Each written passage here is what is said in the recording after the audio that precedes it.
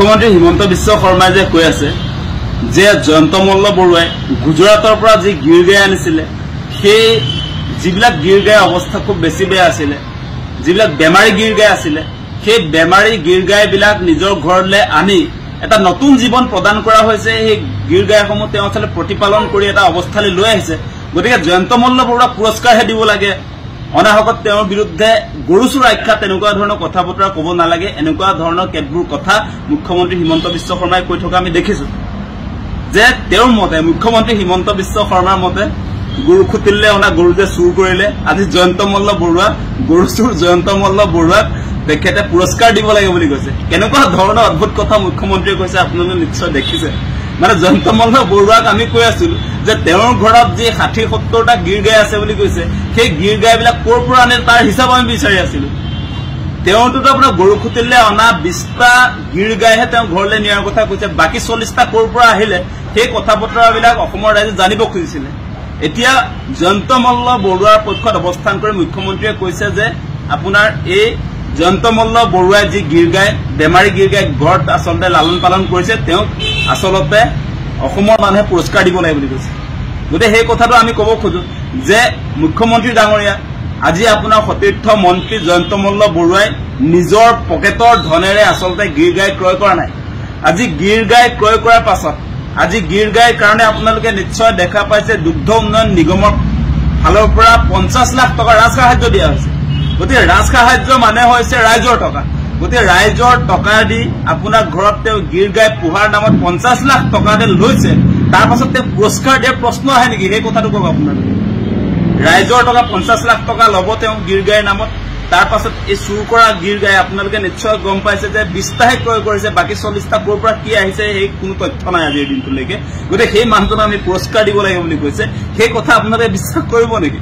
বা মুখ্যমন্ত্ৰীয়ে ক'লেও আপোনালোকে চাওক যে তেওঁ বাক পতুতাৰে মুখ্যমন্ত্ৰী হিমন্ত বিশ্ব শৰ্মাৰ কথাৰ যি তেওঁ প্ৰেজেণ্টেশ্যন ভাল ভাল কথা কৈ আপোনালোকৰ মনটোৱে তেওঁ খেলিমেলি কৰি দিব এতিয়া চুৰ এজনক বচাবলৈ গৈ গৰু চুৰ এজনক বচাবলৈ গৈ তেওঁ এতিয়া পুৰস্কাৰ দিব লাগে বুলি কৈছে গৰু চুৰক এনেকুৱা ধৰণৰ কেতবোৰ কথা মুখ্যমন্ত্ৰীয়ে কৈছে আপোনালোকে নিশ্চয় দেখা পাইছে আৰু এটা দ্বিতীয় প্ৰসংগটো হৈছে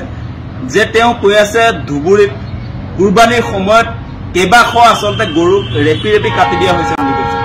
আৰে কুৰবানীৰ সময়ত গৰু ৰেপি ৰেপি নাকাটি কি কৰিব আজি সংখ্যালঘু মানুহবিলাকক আচলতে গৰু খাবনে তেওঁলোকে কি খাব তেওঁলোকৰ নিজৰ অধিকাৰ আছে আজি ভাৰতৰ সংবিধানে সংখ্যালঘু ধৰ্মীয় সংখ্যালঘু লোকসকলক গৰু খাব নালাগে বুলি কোনোবা চেপ্টাৰটো লিখি থোৱা নাই কোনোবা অনুচ্ছেদত আছে নেকি কোনোবা আইনত আছে নেকি যে গৰু খাব নোৱাৰিব ধৰ্মীয় সংখ্যালঘুৰ মানুহে কেৱল ধৰ্মীয় সংখ্যালঘু বাদে আজি ইছলাম ধৰ্ম বাদ দি আজি মেঘালয়ত দেখোন খ্ৰীষ্টান ধৰ্মৰ মানুহবিলাকে গৰু খায় আজি আমাৰ অসমৰ একেবাৰে সীমাত থকা গুৱাহাটী একেবাৰে গাতে লাগি আছে মেঘালয় গতিকে মেঘালয়ৰ মানুহে গৰু খায় আজি গাৰো খাচীয়া মানুহবিলাক গৰু খায় আপুনি মেঘালয়ত গৈ গৰু খাব নোৱাৰিব বুলি ক'ব পাৰিব নেকি আৰু অসমৰ ক্ষেত্ৰতো যিবিলাক ধৰ্মীয় সংখ্যালঘুৰ মানুহ তেওঁলোকৰ কোনো আপোনাৰ গৰু খোৱাৰ ক্ষেত্ৰত তেওঁলোকে গো মাংস খাব নে কি মাংস খাব সেই ক্ষেত্ৰত কোনো ধৰণৰ নিষেধাজ্ঞা নাই ৰাজহুৱা স্থানত নাখাব পাৰে কিন্তু তেওঁলোকৰ কুৰবানীৰ সময়ত বা ঈদৰ সময়ত এইটো গৰু চলিবই কোনে কি খাই খাই থাকক তাত কিন্তু মুখ্যমন্ত্ৰী এজনে সোমাব নালাগে আজি হিমন্ত বিশ্ব শৰ্মাক দেখিছো তেওঁ এতিয়া আপোনাৰ হিন্দু ধৰ্মৰ কিবা প্ৰবক্তাৰ নিচিনাকে ধৰ্মীয় গুৰুৰ নিচিনাকে আজি হিন্দু ধৰ্মৰ যেনেকে আপোনাৰ গো মাতা বুলি কোৱা হৈছে সেই গো মাতাটো আপোনাৰ আজি খ্ৰীষ্টান ধৰ্মত গো মাতা বুলি কয় নেকি আজি আমি গো মাতা বুলি নকওঁ আমি হিন্দু ধৰ্ম যদি আমি গো মাতা বুলি নকওঁ আজি আপোনাৰ এই ইছলাম ধৰ্মৰ মানুহলে গো মাতা বুলি নকয় গতিকে তেওঁলোকে গৰুৰ মাংস খাব পাৰে সেইকাৰণে তেওঁলোকে খাইছে আমি গাহৰি মাংস খাব পাৰো গতিকে আমি গাহৰি খাইছো তাত মুখ্যমন্ত্ৰী এজনে কেতিয়াও লাগি থকা উচিত নহয় ভাৰতৰ সংবিধানৰ নামত শপত খাই পেলাই আজি মুখ্যমন্ত্ৰী হিমন্ত বিশ্ব শৰ্মাই কেৱল হিন্দু মুছলমান গৰু মাংস গাহৰি মাংস সেইবিলাকত লাগি থাকিব নেকি অসমৰ যিবিলাক মৌলিক সমস্যা সেইবিলাকৰ ক্ষেত্ৰত তেওঁলোকৰ কথা বতৰা নাথাকিব নেকি আজি বান গৰাখহনীয়াৰ ক্ষেত্ৰত হিমন্ত বিশ্ব শৰ্মা চৰকাৰে কি পদক্ষেপ লৈছে আপোনালোকে নিশ্চয় দেখিছে তেওঁলোকে মাথাউৰি বনাই আপোনাৰ বাৰিষাৰ সময়ত সেইকাৰণে আজি মাথাউৰি ছিগি আমাৰ নিজৰ জেগাত আজি লখিমপুৰ পানীগাঁও আমতলাত কেইবাটা পৰিয়াল মানে 10টাতকৈ বেছি পৰিয়ালে চেন্নাই বেংগলোৰত হাজিৰা কৰি 10 লাখ টকা ইনকাম কৰি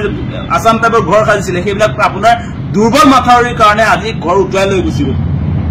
তাৰ দায়িত্ব ল'ব নাই হিমন্ত বিশ্ব শৰ্মাই গৰু গাহৰিতে লাগি আছে আজি আপোনালোকে নিশ্চয় দেখিছে কেনেকুৱা ধৰণে আচলতে মূল্যবৃদ্ধিয়ে সাধাৰণ মানুহক জ্বলা কলা খুৱাইছে আজি পেট্ৰল ডিজেলৰ মূল্যবৃদ্ধিটো যি বাঢ়ি গ'লে সেইটো কমাৰ নাম নলয় কেতিয়াও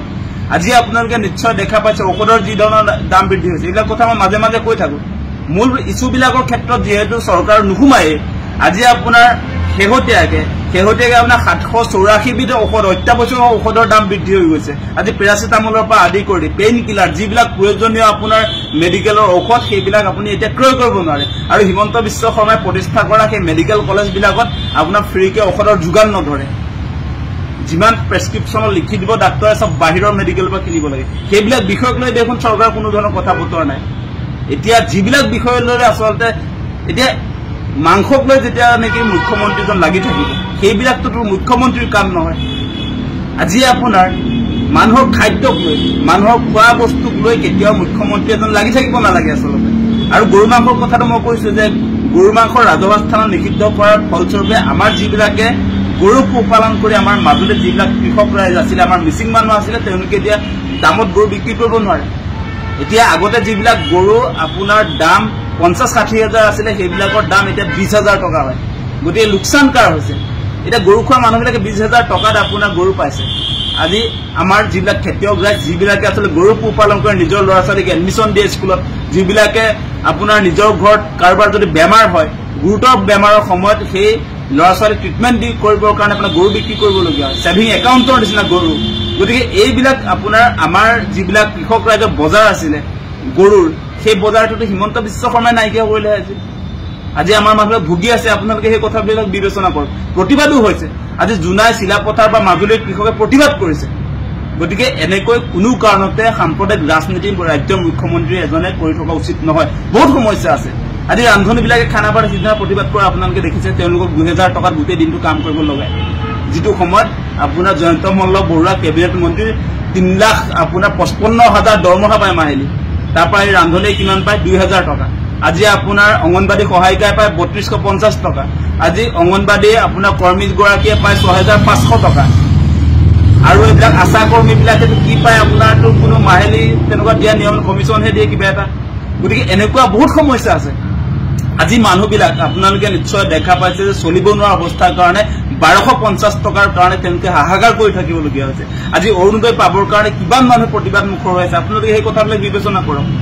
গতিকে ৰাইজৰ অৱস্থা বেয়া ৰাইজৰ অৱস্থা ভাল হোৱা হলে 1250 টকাৰ কাৰণে এতিয়া ৰাজপথলৈ ওলাই নাহে এই প্ৰচণ্ড গৰমৰ সময়ত গতিকে মূল বিষয়বিলাকৰ পৰা আঁতৰি এতিয়া আপোনাৰ গৰু গাহৰি এইবিলাকতে লাগি থাকিব তাৰ কাৰণে কি হয় আপোনালোকে চাব যে আমি মূল সমস্যাবিলাক পাহৰি গৈছো